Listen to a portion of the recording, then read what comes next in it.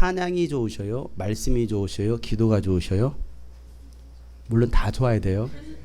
다 좋아야 되지만 가장 중요한 것은 뭡니까? 말씀이죠. 말씀이 여러분의 영혼을 살립니다. 찬양이 여러분의 영혼을 살리는 것은 아니에요.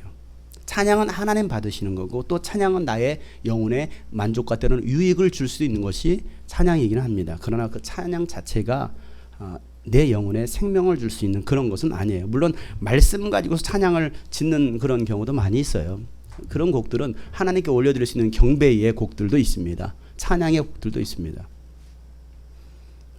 그러니까 찬양을 듣다가 눈물 흘릴 수도 있습니다. 감동받고 때로는 흥분할 수도 있습니다. 더 중요한 것은 말씀을 들으면서 눈물 흘리고 감격하고 흥분할 수 있느냐는 거죠. 아까도 제가 얘기했습니다. 십자가라는 찬양을 했어요. 우리가 십자가를 불렀습니다. 우리 입에서 십자가라는 말이 나올 때 과연 우리 안에 정말 그 예수 그리스도의 그 죽으심의 은혜, 그 십자가의 은혜가 내 안에 있느냐. 그 십자가란 말만 들어도 우리가 감격해야 하고 회개하고 눈물을 흘릴 수 있는 그런 마음이 내 안에 있느냐. 그게 없다고 한다면 우리는 뭔가 분위기에 흥분하는 사람이 아닐까라는 생각을 해봐요. 더 중요한 것은 여러분 말씀을 사모하시길 바랍니다. 오늘 말씀의 제목은 부스러기 은혜라도 줬사오니 라는 제목이에요. 따라서 할까요? 시작. 네, 말씀의 제목이 뭐라고요? 부스러기 은혜라도 줬사오니. 이게 말씀의 제목이에요. 어젯밤 3시 30분에 새벽 3시 30분에 한 분으로부터 전화가 오다가 전화가 끊겼고 그 다음에 이어서 카톡이 왔었더라고요. 물론 제 핸드폰으로 오지 않았기 때문에 저는 몰랐죠. 그런데 새벽 3시 30분에 카톡이 와 있었습니다. 카톡의 내용은 이렇습니다. 목사님 안녕하세요. 인사드리면서 인사드리려고요. 왜 떠오르는 분이 목사님 뿐이지요? 자살이 지옥이라는 걸 알면서도 그 길을 가려고 합니다. 목사님 정말 감사했고요. 많이 행복했습니다. 안녕히 계세요. 라는 내용이었어요. 요즘 저한테 이런 카톡 내용들이 오는 경우가 종종 있어요. 또 다른 분에게서 이런 내용이 왔습니다. 카톡을 아침에 일어나서 확인하고 전화를 드렸더니 전화를 안 받습니다. 부디 그런 어리석은 행동만은 하지 않았기를 바랄 뿐이에요. 그리고 제가 카톡을 또 보냈습니다. 이분은 8개월 전에 유튜브에서 제 설교를 우연히 보시게 됐어요. 우연이라는 게 없죠. 하나님이 듣게 하시는 거죠. 그 수많은 영상물이 있는데 또 수많은 목회자의 설교가 있는데 어떻게 제 설교를 보게 되느냐는 거예요. 그러면서 제 설교를 들으시면서 은혜를 받으셨어요. 그리고 매일같이 제 설교를 찾아 들으셨답니다. 이분은 그 경기도 일산 지역에서 버스 운행을 하시는 분입니다.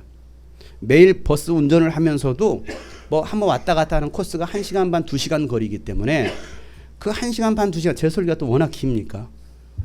짧아야 1시간인데 보통 1시간 반, 2시간 그러니까 한번 왕복하면 제 설교 한번 듣는 거예요. 근데 그날 하루 차량 코스가 보통 4코스, 5코스가 된답니다. 그러면 그 시간 동안 계속 제 설교만 리플레이를 시키는 거예요. 또 듣고 또 듣고 또 듣고 그러면서 제 설교를 다 찾아 들으시고 은혜를 받으셨다라는 거예요. 그리고 나서는 작년 추석에 제게 전화를 하셨습니다. 목사님 설교로 힘을 얻고 은혜를 받았는데 가만히 있을 수 없어. 또 어젯밤에는 꿈을 꿨는데 제가 나타났대요. 그래서 가만히 있을 수 없어서 감사의 메시지를 나누고 싶어서 감사하다는 말을 전하고 싶어서 저한테 전화를 하셨습니다. 전화하시면서도 핸드폰 목소리로만 듣던 목사님과 직접 통화할 줄이야.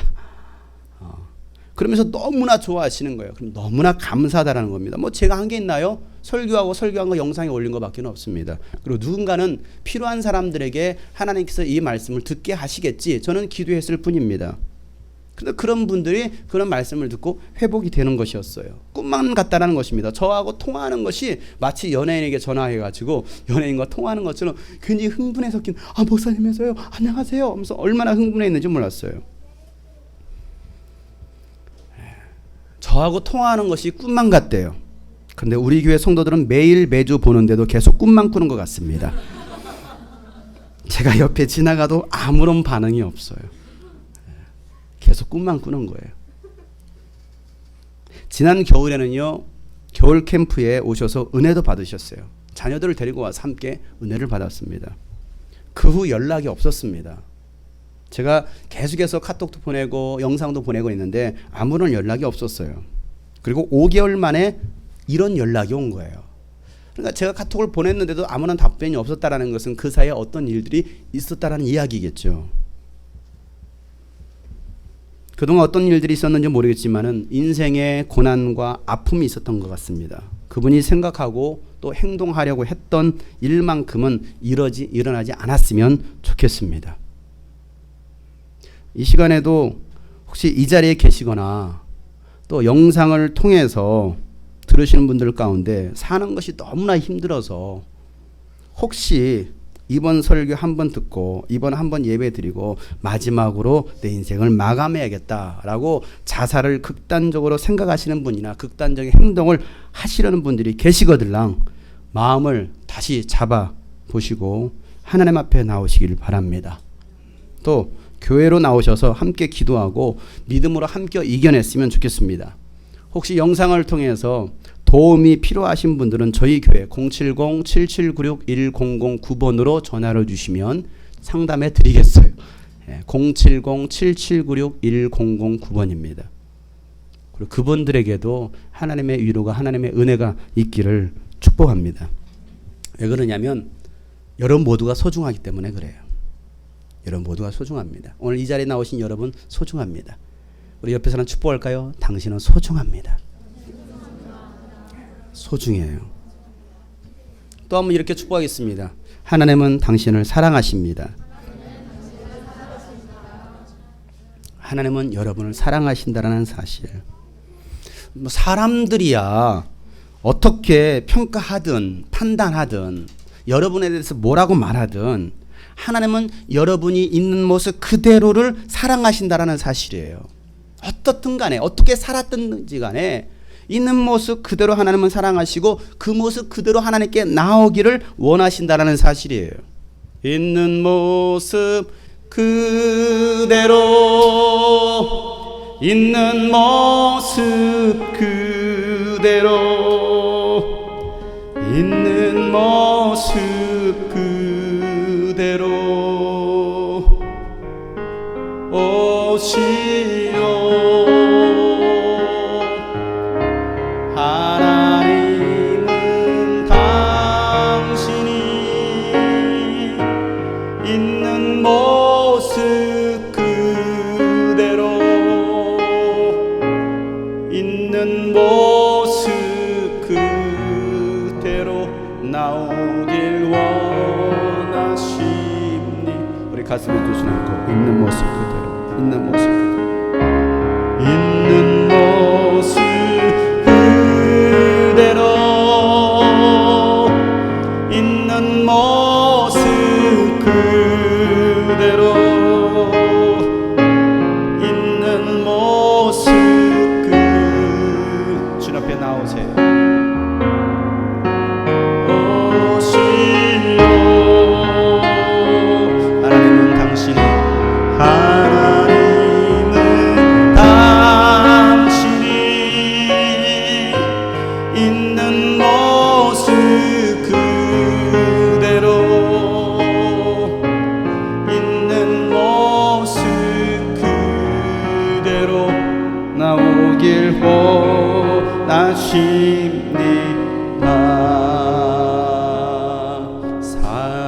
사랑의 주님이 날 사랑하시네. 내 모습 이대로 받으셨네. 사랑의 주님이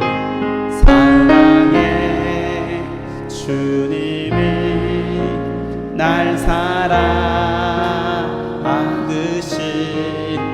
나도 너를 사랑하며 섬기리. 다시 한번 찬양할까요? 사랑의 주님이 사랑해. 우리 옆에 사람은 널 사랑하시네. 널 사랑. 내 모습 이대로, 내 모습 이대로 받으셨네. 사랑의 주님이 날 사랑하듯이, 사랑의 주님이 날 사랑하듯이 나도 너 사랑하며 섬기리. 사랑의 주님이 날 사랑하시네. 내 모습 이대로 받으소서. 두 사람씩 짝을 지으면서 한번 율동을 할 텐데요. 팔짱을 예쁘게 끼시고, 자, 사랑해 주님이 날 사랑하듯이, 뭐죠? 내 모습 이대로 받으셨네. 그렇죠. 내 모습 이대로 받으셨네. 그 다음에 사랑해 주님이 그렇죠. 맞아요. 한 사람이 맞아가지고 한 사람 이렇게 똑똑해요. 자, 이렇게 하는 겁니다. 이렇게 주님이 한 사람이 하고 이렇게 올려주는 겁니다. 주님이 날 사랑하듯이 나도 널 사랑하며. 섬기는 안 하는 거, 섬기. 그렇죠. 자, 한번 해보겠어요. 자, 아셨죠? 안 보여줘도 되겠죠? 다 같이, 저 혼자 할 테니까 다 같이 사랑의 주님을 찬양합시다.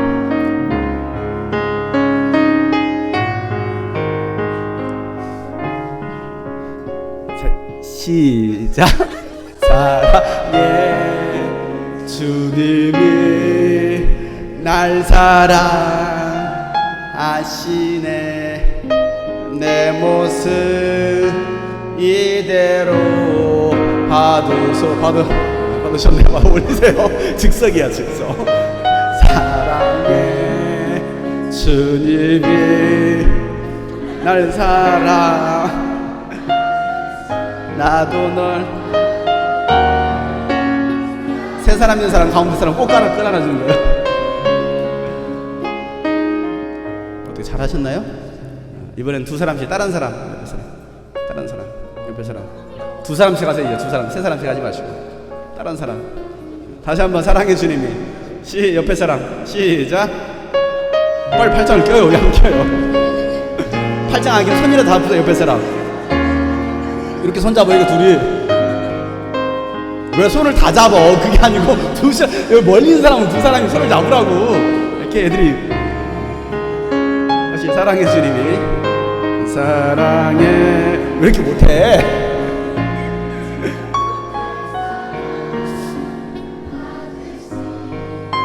나도 널 사랑하며. 안아주세요. 사랑합니다.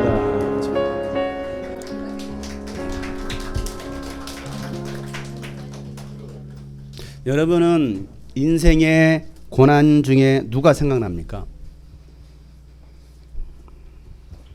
누군가가 가장 힘든 그 순간에 여러분을 떠올린다면 그건 참 감사한 일이지 않겠습니까? 가장 힘들 때 나는 네가 떠올랐어. 나는 네가 생각이 났어.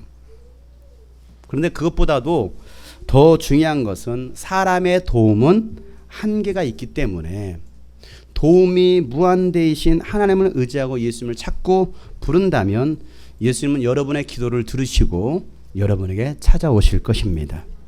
이사야서 42장 3절에 이렇게 기록하고 있습니다. 그는 상한 갈대를 꺾지 않으며 꺼져가는 등불을 끄지 않으며 진리로 공의를 베풀 것입니다. 예수님은 상한 갈대를 꺾지 않으신대요. 그리고 꺼져가는 등불의 심지도 끄지 않으신다라는 것입니다. 이사야 41장 8절부터 10절까지 이렇게 말하고 있습니다. 그러나 나의 종도 이스라엘아, 내가 선택한 야곱아, 나의 친구 아브라함의 자손아. 호칭을 다르게 하고 있지만 다 똑같은 사람이에요. 똑같은 이스라엘 백성을 향해서 하고 있습니다. 이스라엘아, 야곱아. 그리고 아브라함의 자손아. 근데 뭐라고 말하고 있습니까? 나의 종 너 이스라엘아. 너는 내 종이야. 그 다음에 내가 선택한 야곱아, 내가 너를 선택했어 라고 말하고, 나의 친구 아브라함의 자손아, 너는 나의 친구야 라고 말씀하시면서 뭐라고 말씀하십니까? 다 같이 읽어보겠습니다. 내가 땅끝에서부터 너를 데리고 왔으며 가장 먼 곳으로부터 너를 불러냈다. 그리고 내가 너에게 말하였다. 나는 나의 종이니 내가 너를 선택하였고 버리지도 않았다고 하였다. 내가 너와 함께 있으니 두려워하지 말아라. 내가 너의 하나님이니 떨지 말아라. 내가 너를 강하게 하겠다. 내가 너를 도와주고 내 승리의 오른팔로 너를 붙들어 주겠다. 이 하나님께서 오늘 이렇게 하시는 말씀이에요.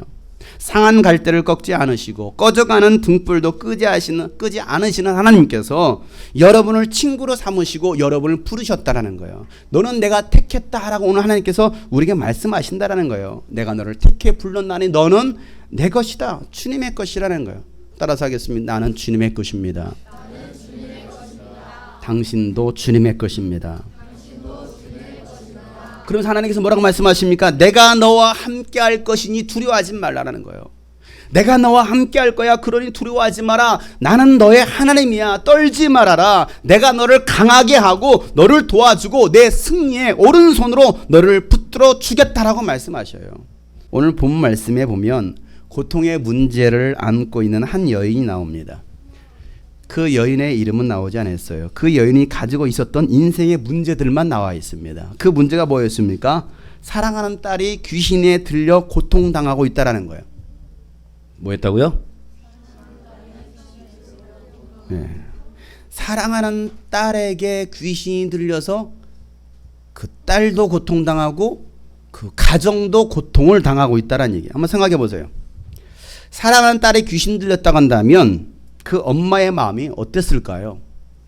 뭐 여기 대부분이 뭐 젊은 사람들이 대부분인데 우리 어머니들에게 물어봐야 되죠. 사랑하는 자신이 귀신 들려서 고통을 당하고 있다고 한다면 우리 어머니는 어떠실 것 같습니까?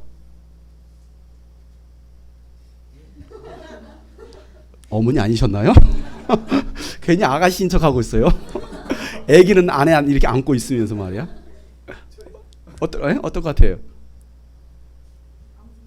아무 생각이 안 나는데. 우리 저쪽에 계신 어머니, 바로 그 어머니. 미칠 정도로 힘들었대요. 그 말은 진짜 그랬나 봐요. 웃을 일이 아니야 지금. 이게 심각한 상황인 거지. 그 옆에 계신 따님이 이제는 자식이 귀신이 들렸다고 한다면 여러분이 아니지. 어떨 것 같아요? 대신 내가 고통을 당할 수 있다면 대신해서라도 내가 고통을 당하고 싶다. 우리 제일 뒤에 우리 망사 옷을 입으신 아주 예쁘신 우리 어머님. 따님이 귀신 들렸어요. 갑자기 추간사가 이러고 돌아다니는 거예요. 어떨 것 같습니까? 네? 의원을 찾아간다고? 병원을 찾아야 되겠다. 예. 그 앞에 계신 분, 뒤에 있는 딸이 귀신 들렸어요. 잘 됐다. 말 안 듣더니. 마음이 괴롭고 믿음이 좋아서 예수 이름으로 쫓아낸대요. 대단한 믿음의 사람이에요. 여러분 그 엄마의 마음이 어땠을까요? 여기 있는 엄마들의 마음하고 같았을 것입니다. 어떻게든 그 귀신을 쫓아내보려고 애를 쓰지 않았겠습니까? 약도 써봤을 것입니다. 무당도 불러서 막 푸닥거리도 했을 거예요. 용하다라는 의원 다 찾아다니고 병원도 다 찾아다녀봤을 것입니다. 그런데 어떤 방법으로도 그 딸 속에 있는 그 귀신을 쫓아낼 수가 없었어요. 딸로 인해서 행복해야 될 가정이 어두워졌습니다. 그 부모는요 염려와 근심으로 하루하루 지옥과 같은 삶을 살아가는 거예요. 생각해 보세요. 지옥이 따로 없는 거죠. 가족 중에 한 사람만 아파도요 그 가정이요 얼마나 고통스러운지 몰라요. 그런데 그 문제는 해결되지 않는 거예요. 돈은 돈대로 다 없어졌습니다. 딸은 더 악화되는 거예요. 이제는 막 흉기를 들어서 엄마를 찔러 죽이려고 하는 그런 위협까지, 그런 상황까지도 펼쳐졌을지도 모르겠습니다. 주변 사람들은 그 가정을 보면서 수군수군 합쳐서 이수군. 좋아요. 이런 반응을 기대했습니다. 그래요. 수근수근 이수근 되는 거예요. 딸도 여러분 얼마나 고통스럽겠습니까? 안 그랬겠어요? 친구들도 다 떠나버렸겠죠. 생활은 갈수록 더 어려워졌을 겁니다. 정신병자 취급해요. 아니 무서워했을 거예요 사람들이. 그럴 때 부모의 마음 어땠을까요? 내 자식을 보면 사람들이 막 손가락질을 하면서 무서워하는 거야. 막 도망가라. 야 괴물이다. 야 미쳤다 미쳤어. 야 저기 미친놈 온다. 야 저기 미친 니온 온다. 그랬을 때 여러분 어땠을 것 같아요? 부모의 마음. 내가 미쳐버릴 것 같죠.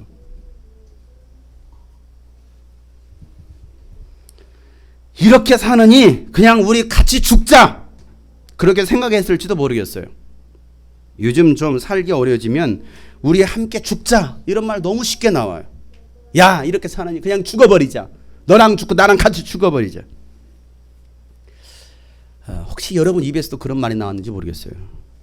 며칠 전 가수 손호영이 자신의 차량에 번개탄을 피우고 자살을 시도했습니다.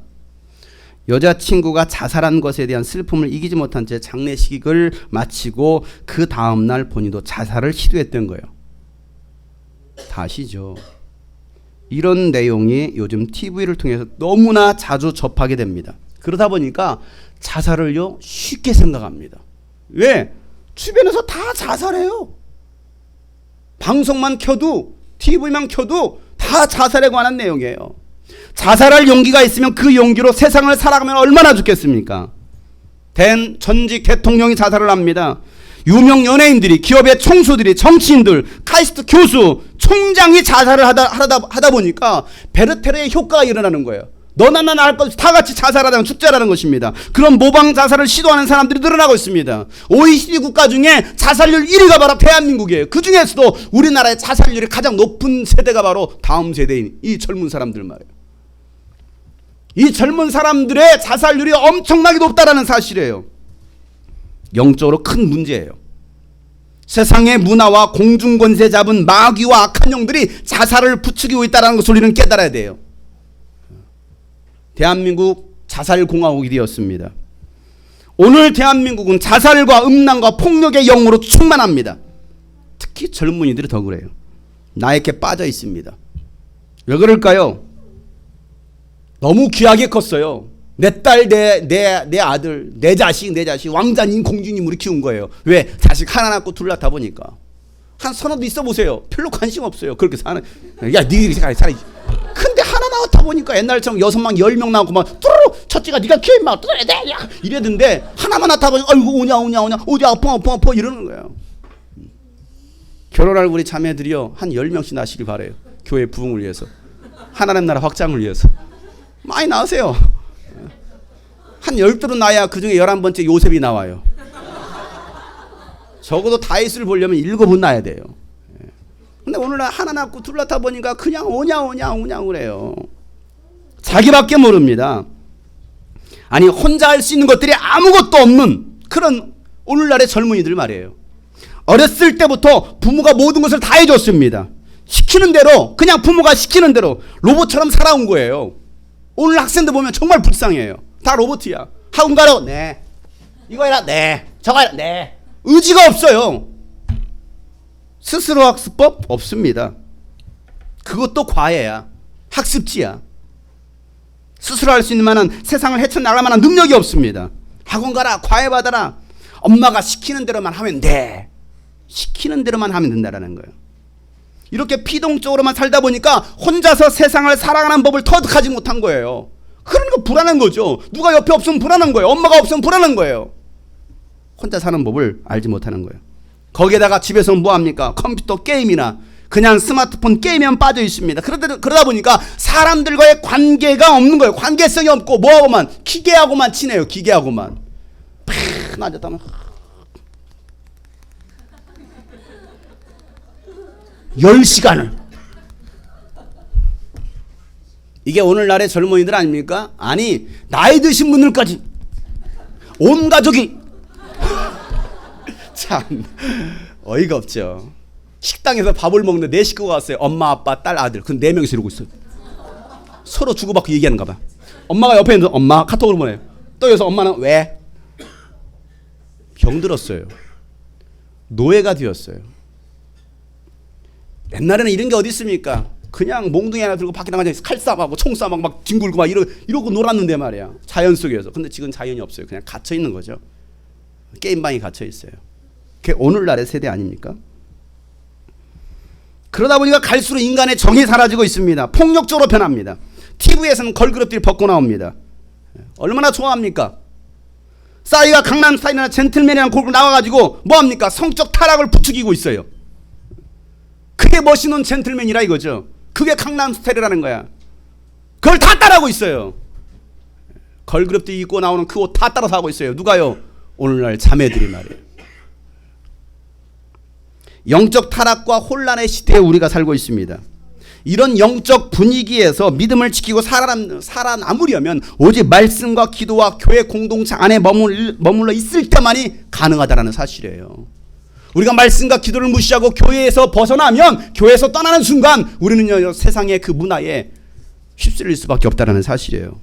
남들이 다 죽겠다고 해도 여러분들은 흔들리거나 미혹되어서는 안 됩니다.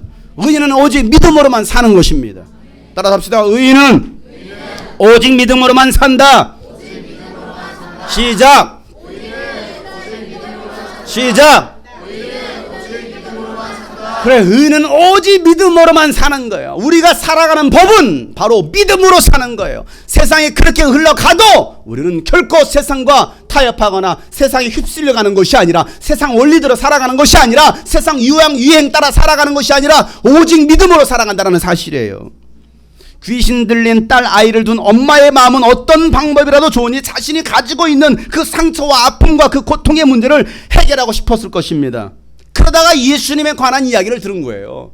예수님의 소문을 들은 거예요. 예수님이 죽은 자도 살렸대요. 소경이 눈을 뜨게 됐대요. 물고기 2마리와 보리떡 5개로 남자만 5,000명을 먹였다는 그런 기적을 행했다는 소식도 들려왔습니다. 그 엄마에게는 세상에서 가장 기쁜 소식이었어요. 그게 바로 복음이죠. 야, 예수님을 만났는데 그 인생이 달라졌다더라. 기적이 일어났다더라.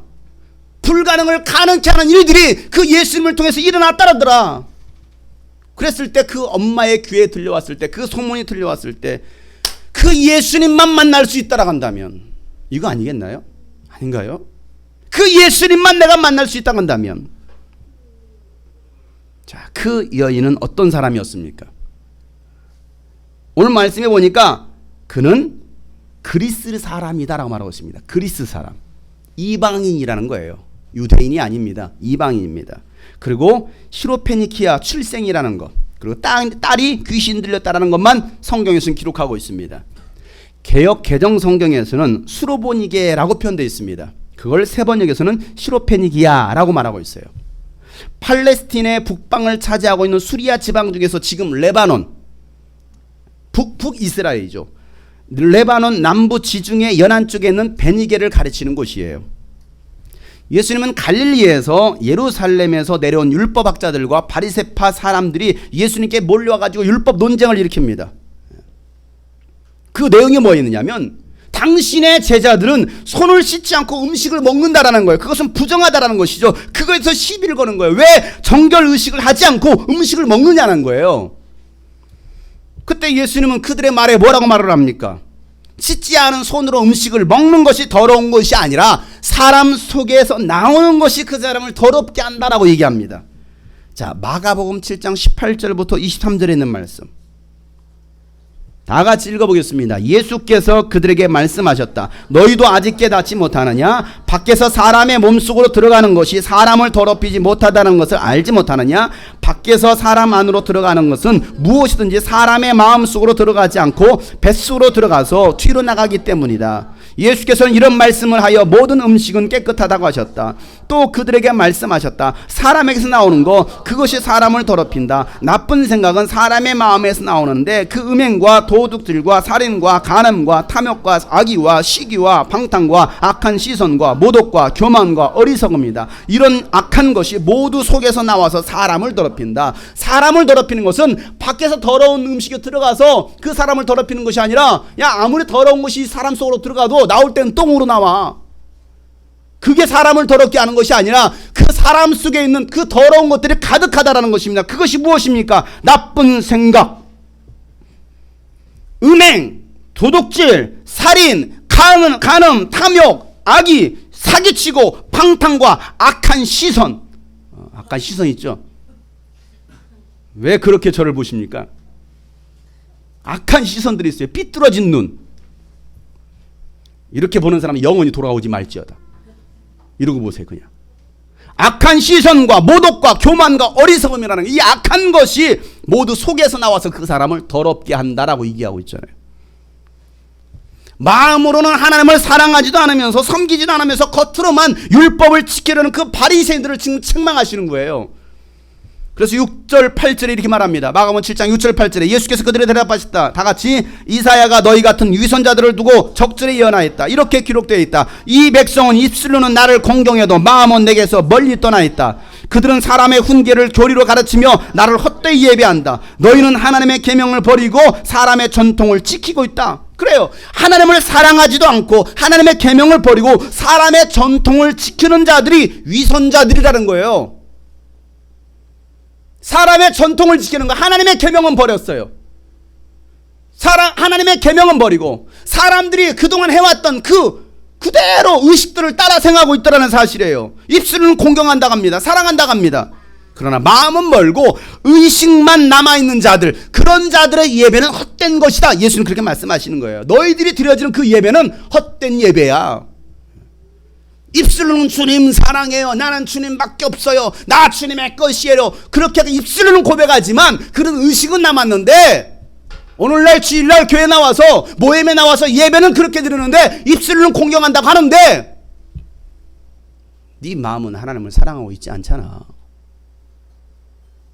너희들은 사람의 전해왔던 그 전통은 따라 행하지만 의식은 따라 행하지만 하나님은 헛되이 예배하고 있어. 오늘 주님 그렇게 말씀하시는 거예요. 오늘 우리가 그런 예배를 드리고 있지 않나요? 여러분들은 왜 이 자리에 나오셨습니까? 어떤 마음 가지고 나오셨습니까? 내일은 주일입니다. 여러분 주일인데 어떤 마음 가지고 여러분 교회 가십니까? 주일이니까 교회 가야 되니까. 우리 같은 토요 모임 말고 또 화요 모임, 목요 모임도 많이 있습니다. 화요 모임, 목요 모임 왜 가십니까?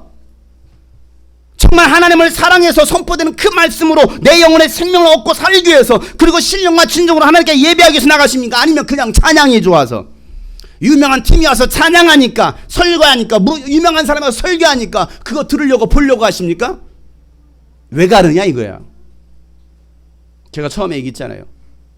찬양이 좋으십니까? 말씀이 좋으십니까? 그 질문. 뭐가 우리 영혼을 살리고 있느냐 이거예요. 의식입니까? 입술로 하는 고백일까요? 왜 나오셨습니까 여러분? 이 자리에 왜 오셨습니까? 야, 드디어 유스비전 예배 같이 예배한다더라, 공개한다더라. 어떤 기대감을 가지고 오셨나요? 정말 하나님 나에게 말씀하여 주시옵소서. 그 말씀으로 내 영혼이, 내 가정이, 내 교회가 살아야겠습니다. 그 마음 가지고 오셨습니까? 그러면 감사한 일이에요. 달라진다더니 찬양팀 나오나? 찬양팀 왜 안 왔지? 에이, 실망. 그러셨습니까? 주님도 여러분 보시고 실망. 오늘날 그런 예배자들이 많지 않나요? 그렇게 교회 다니는 사람 많지 않나요? 진정한 회개와 삶의 예배가 없는 예배는 하나님께서 받으시지 않는 헛된 예배라고 예수님께서 말씀하시는 거예요. 그리고 그 말씀을 마치신 다음에 거기서 일어나셔서 두루 지옥으로 가셨다라고 성경이 얘기하고 있는 거예요. 24절. 마가복음 7장 24절. 예수께서 거기에서 일어나셔서 두루 지옥을 가셨다. 그리고 어떤 집에 들어가셨는데 아무도 그것을 모르기를 바라셨으나 숨어 계실 수가 없었다. 자, 예수님께서 뭐 하셨습니까? 일어나셨어요. 자, 왜 예수님은 갈릴리를 떠나서 약 40-50km가 되는 그 떨어진 곳이었던 그 두로로 가셨겠느냐는 거예요. 그리고 어떤 집에 들어가셔서 예수님께서 그곳에 계신 것을 아무도 모르기를 바라셨을까요? 갈릴리에서 예수님을 찾아온 사람들은 하나님을 잘 섬긴다는 사람들이었어요. 그잖아요. 예루살렘에서 예수님을 찾아왔던, 갈릴리가 아니고요, 예루살렘에서 예수님께 찾아왔던 사람들은 하나님을 잘 섬긴다는 사람들은 아니었나요? 바리새인들이잖아요. 율법학자들이잖아요. 유명인들이었습니다. 신학자입니다. 직분자들입니다. 그런데 예수님은 그들을 떠나 두로로 오셨고 모습을 감추시길 원했다라고 얘기하고 있습니다. 제가 이 말씀을 묵상하면서 들었던 생각은 뭐냐면 그런 사람들이 좀 짜증나셨던 것 같아요. 그러지 않나요? 니들이 하나님을 잘 섬긴다며, 너희들이 율법학자고 바리새인이라며. 근데 니들 보니까 짜증난다. 말씀 마치신 다음에 벌떡 일어나서 가시는 거예요. 그것도 먼 길을 떠나십니다. 하나님을 사랑한다고 하면서 마음이 먼 사람들, 경건의 의식만 남고 율법으로 판단하고 청지하는 자들과 함께하는 것이 마음을 불편하게 했던 것 같습니다.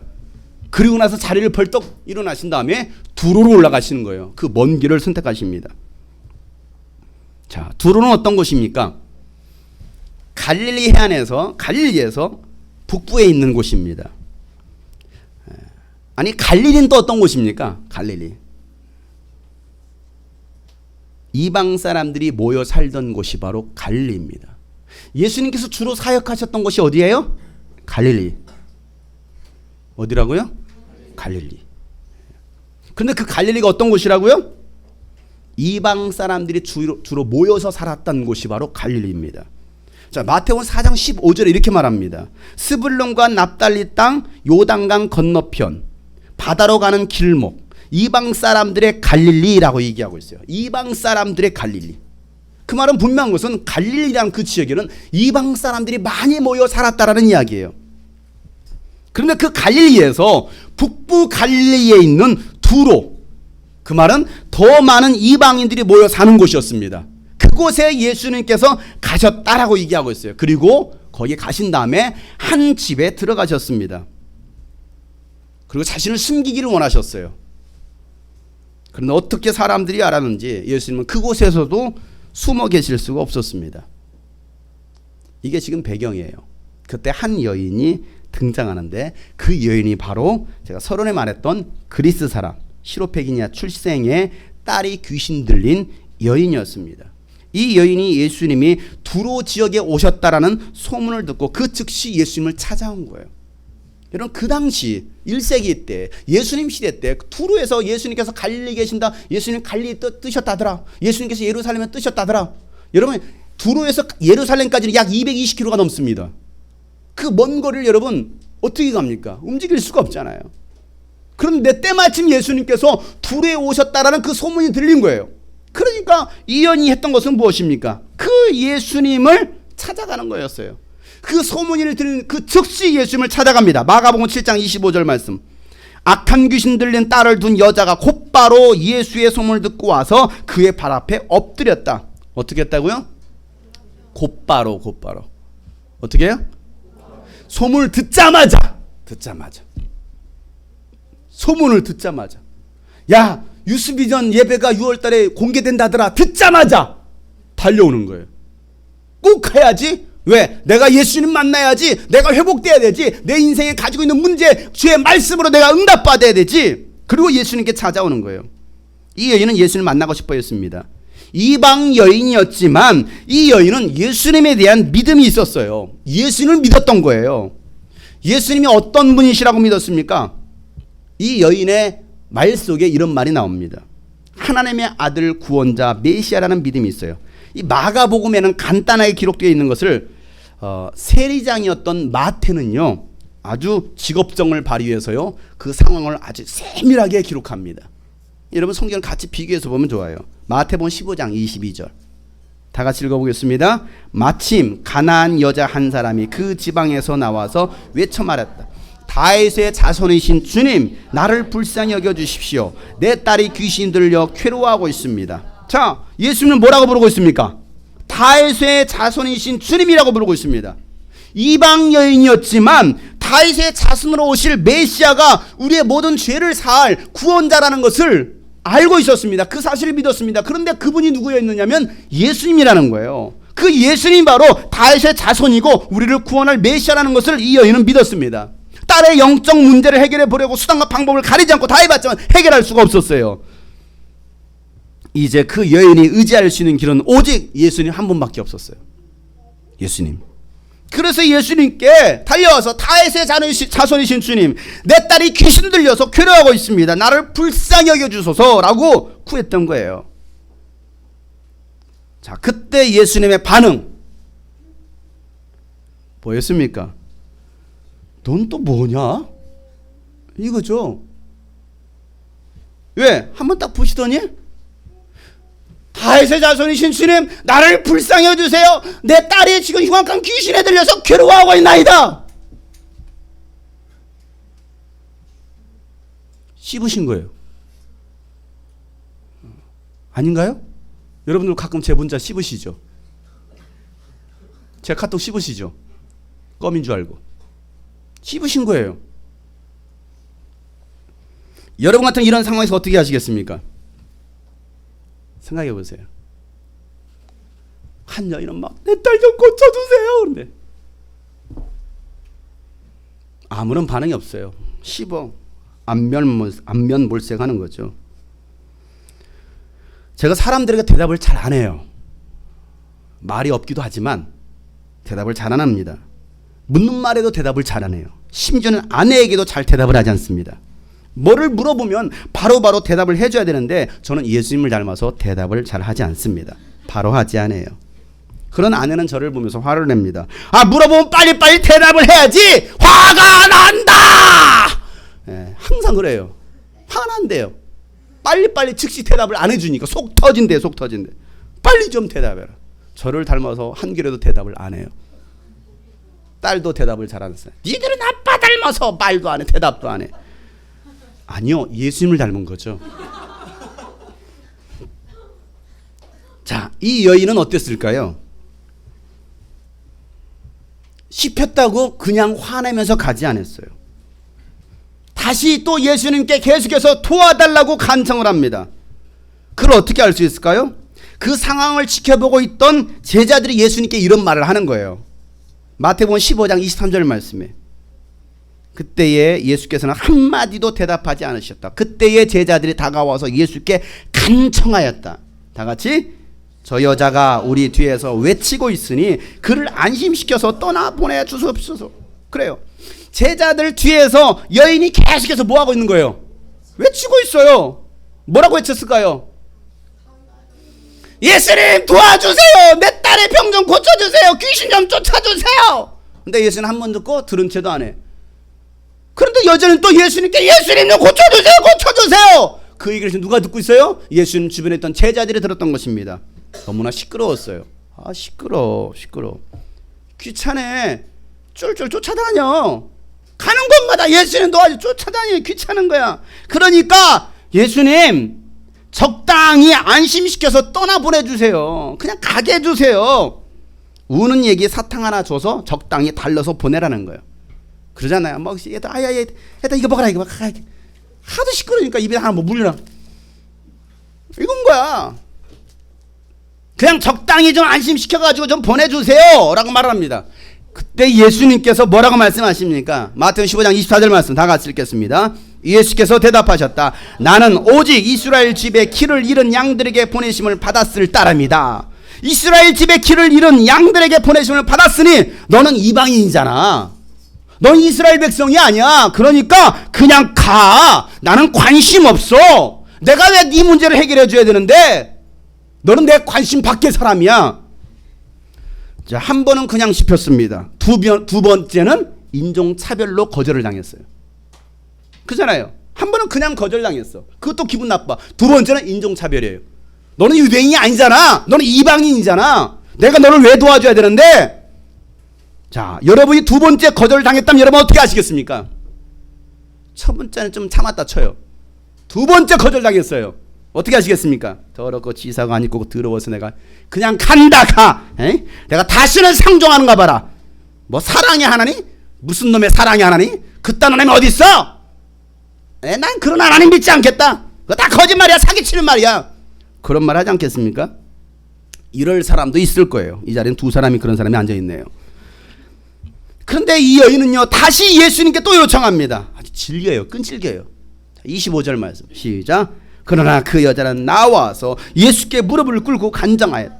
주님 나를 도와주십시오. 그 여자가 또 나오는 거예요. 나와가지고 예수님께 무릎을 꿇고 난 다음에 하는 소리가 주님 나 좀 도와주세요.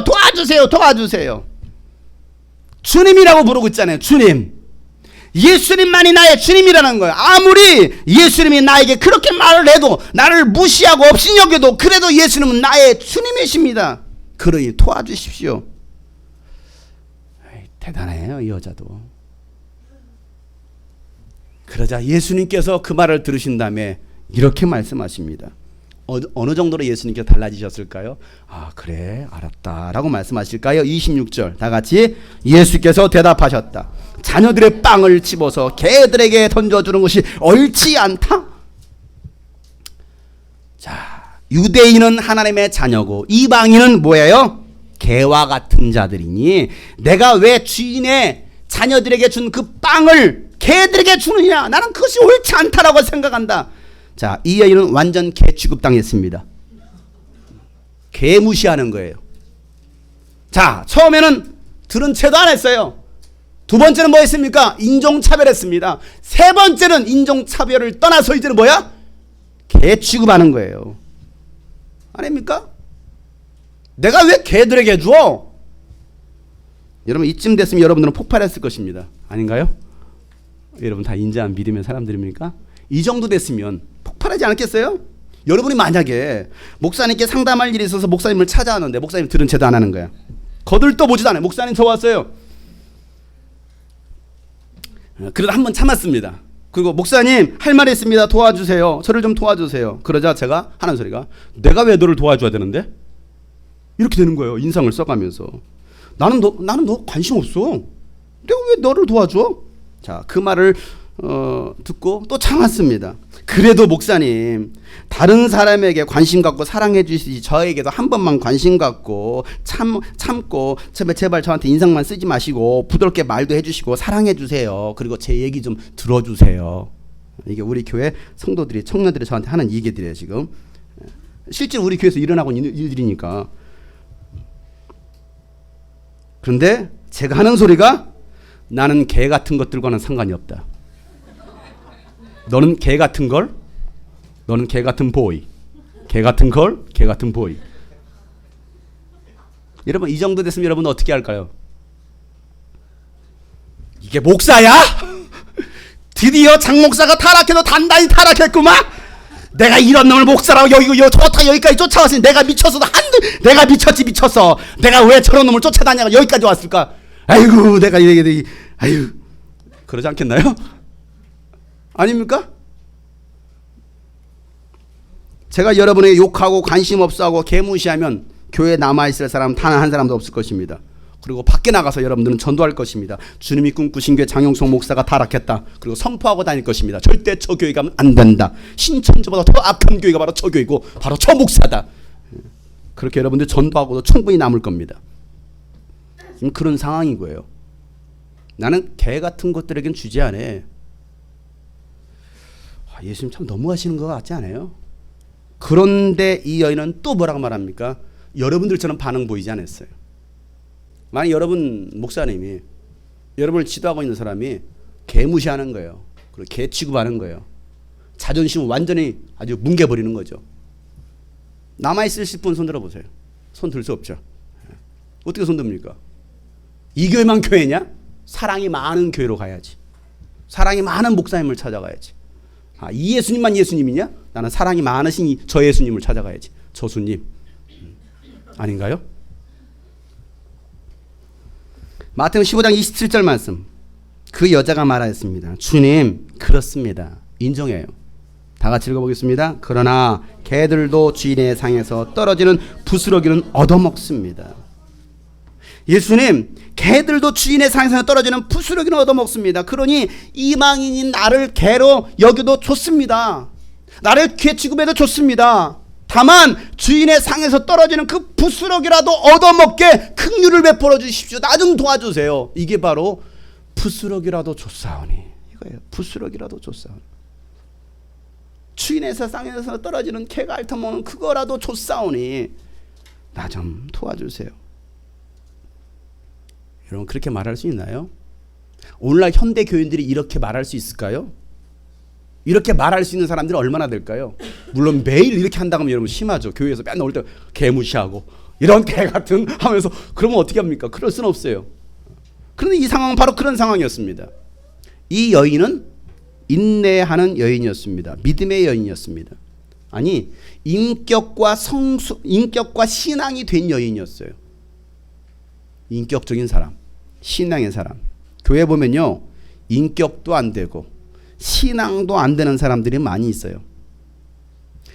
그런 사람은요, 자신이 가지고 있는 문제도 해결받지 못할 뿐만 아니라 하나님을 만나지도 못합니다. 뭐가 안 돼서? 인격이 안 되어서. 신앙이 안 되니까. 제가 항상 말을 하죠. 신앙인이 되기 전에 인격자가 되어라.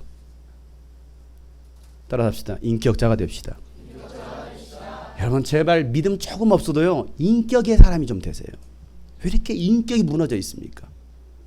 인격도 안 돼 있지, 신앙도 믿음도 안 돼 있지. 그러니 무슨 교회입니까 이게? 그게 무슨 신앙입니까?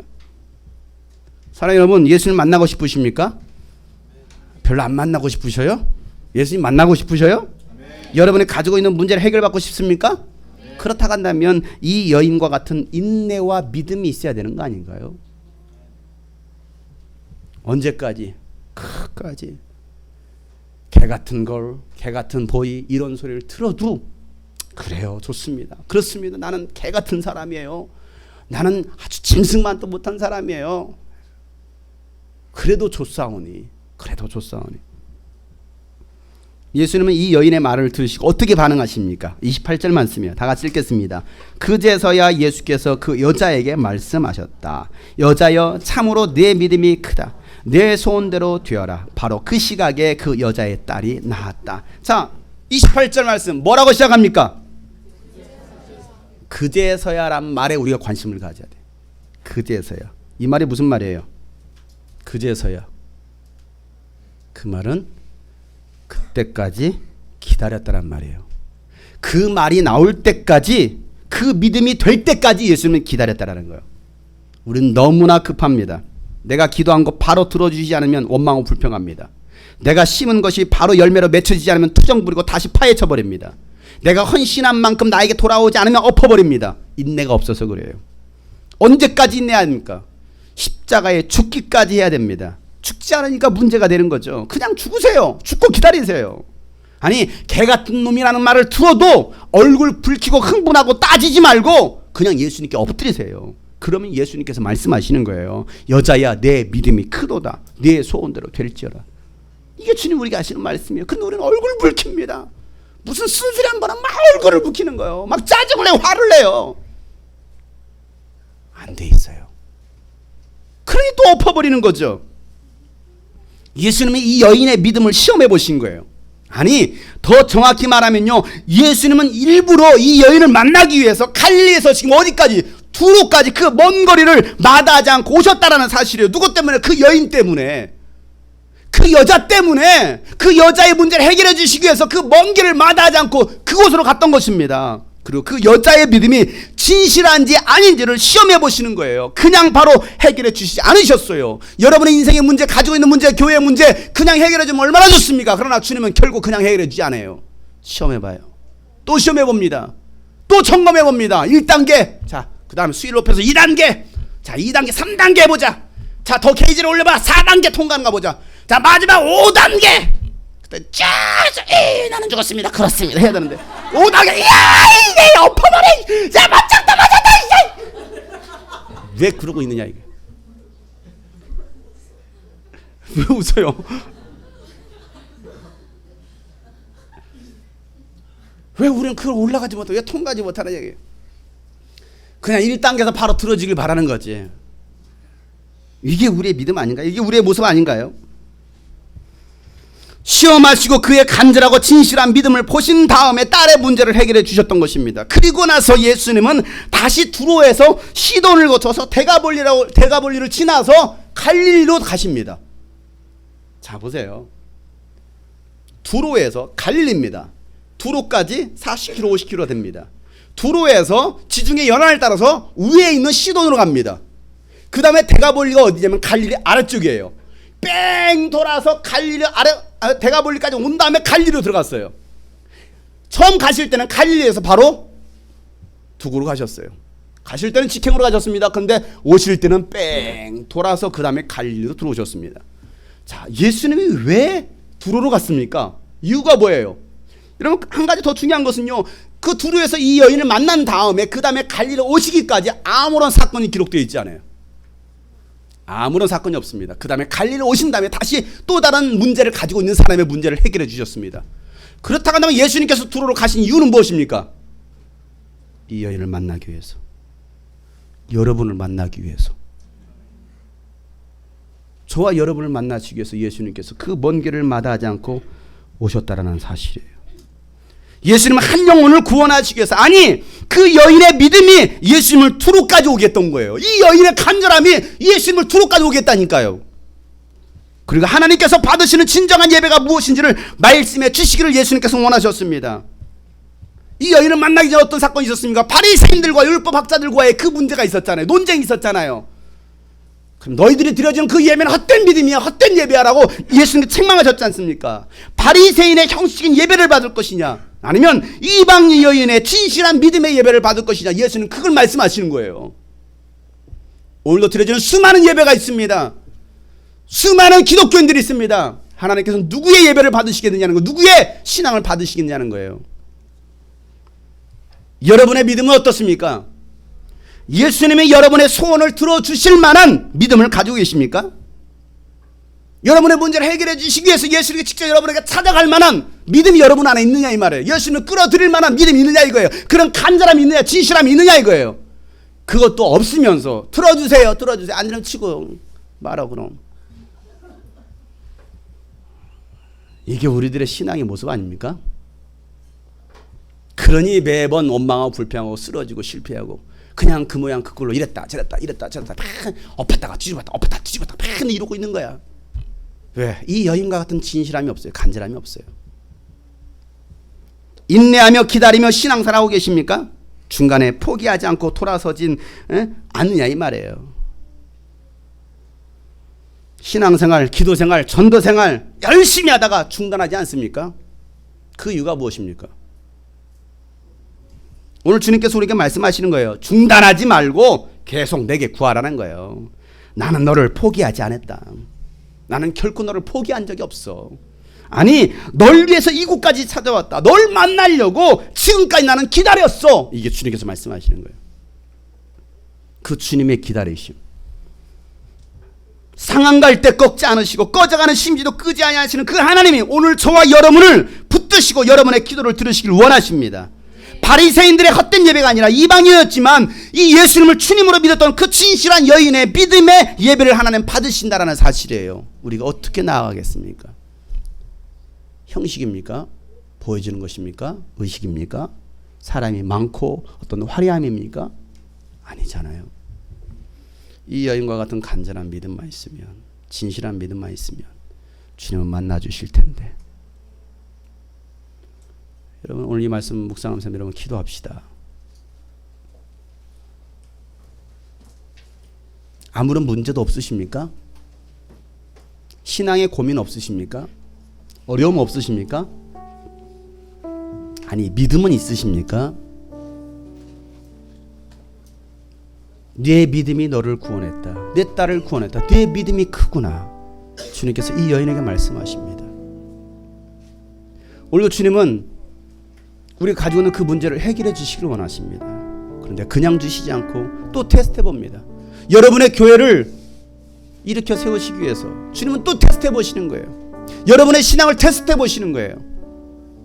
1단계, 2단계, 3단계, 4단계, 5단계, 마지막 올 때까지 주님은 또 표정 하나 바꾸지 않으시고, 그 주님 앞에 우리가 할 일이 무엇입니까? 이 여인처럼 엎드리는 거예요. 진실함으로 나가는 거예요. 그러니까 우리가 고백했잖아요. 그랬습니다 주님, 나는 개 같은 사람입니다.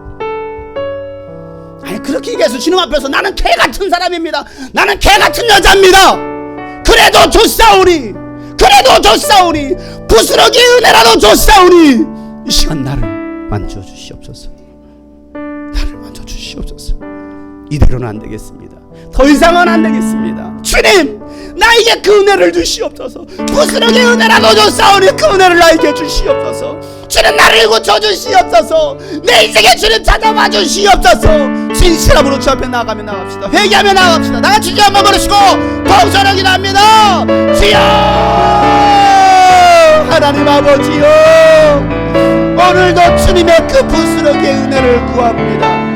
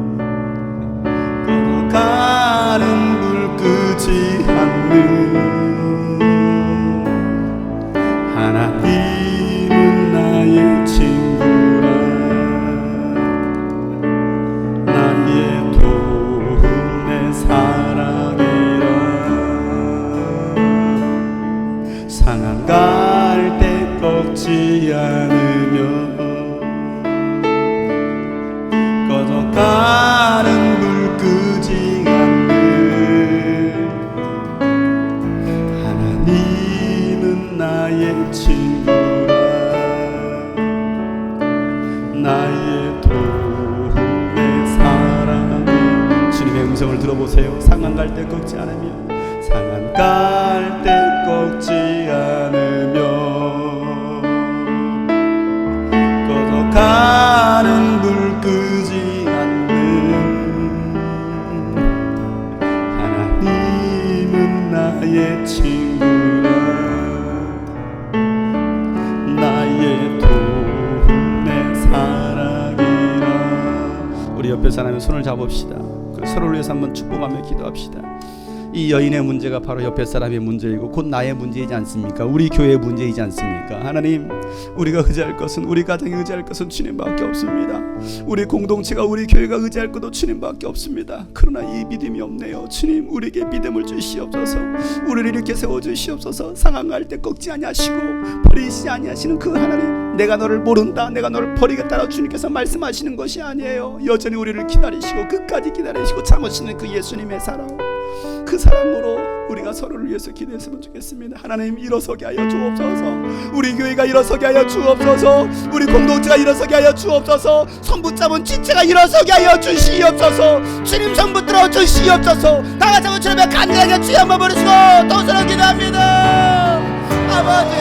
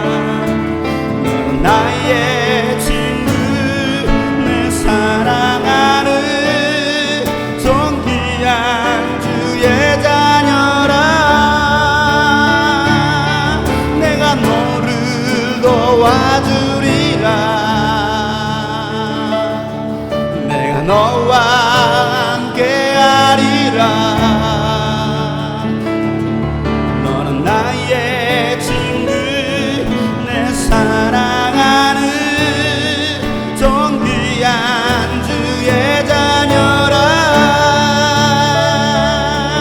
내가 너를 도와주리라. 내가 너와 함께하리라.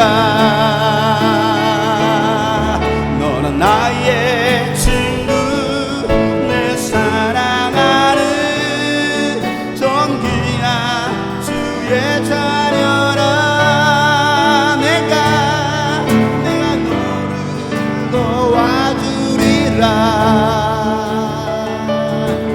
내가 너와 함께하리라. 너는 나의 친구, 내 사랑하는 존귀한 주의 자녀라. 내가 너를 도와주리라. 내가 너와 함께하리라. 너는 나의 친구, 내 사랑하는 존귀한 주의 자녀라.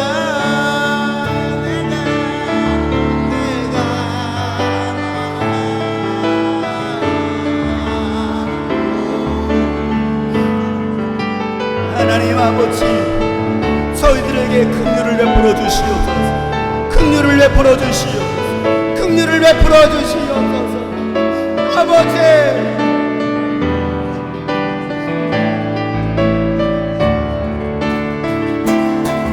내가 너를 도와주리라. 내가 너와 함께하리라. 내가 너와 함께하리라. 너는 나의 친구, 너는 나의 친구, 내 사랑하는 존귀한 주의 자. 우리 주 앞에 고백합니다. 내가 너를 도와주리라.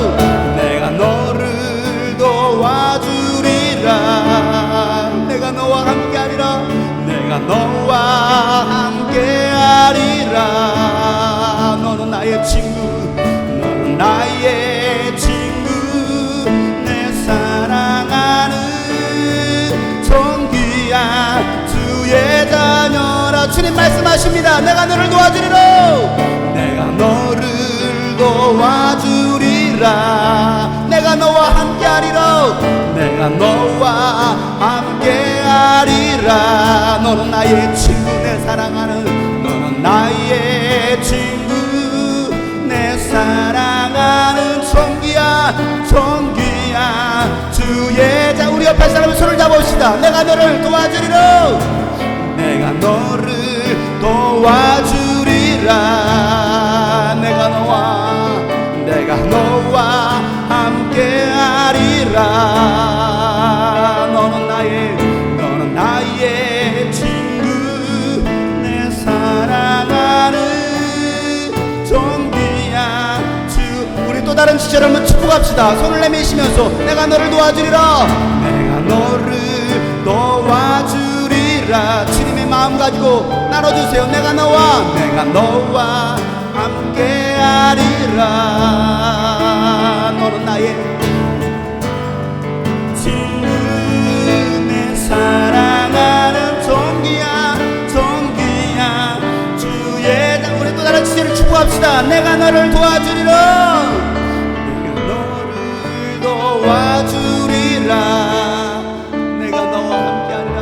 내가 너와 함께하리라. 너는 나의 친구,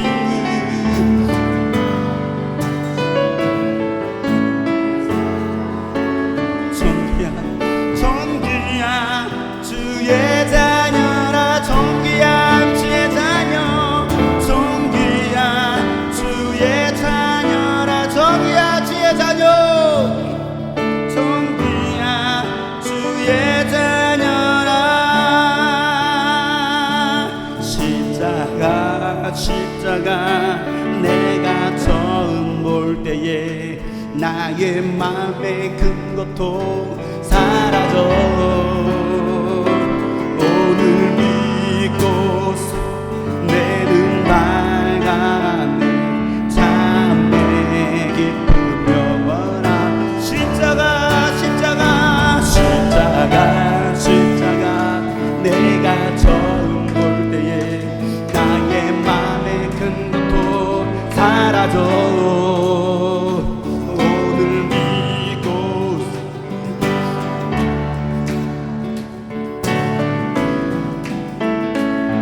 십자가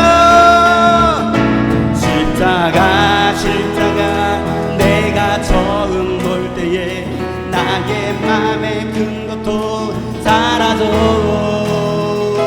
오늘 믿고 내 눈 밝아네. 참 내 기쁨 영원한 만왕의 왕 내 주께서 왜 고초당했나.